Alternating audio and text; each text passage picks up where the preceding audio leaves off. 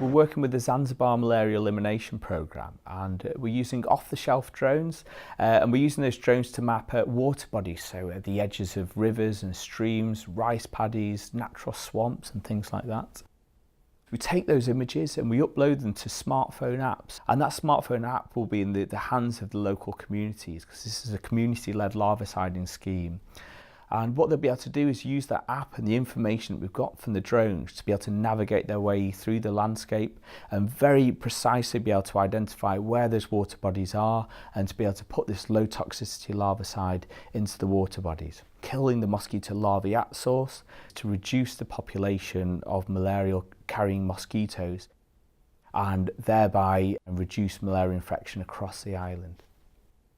The project is funded by the non-for-profit organisation Innovative Vector Control Consortium, and they receive funds from people like the Bill and Melinda Gates Foundation, UK Aid. And what we hope is with their support is that we can design this methodology that can actually help eliminate malaria in areas like Zanzibar. And the hope is that we can then take that methodology and apply it across the globe to have this real impact on global malaria burden.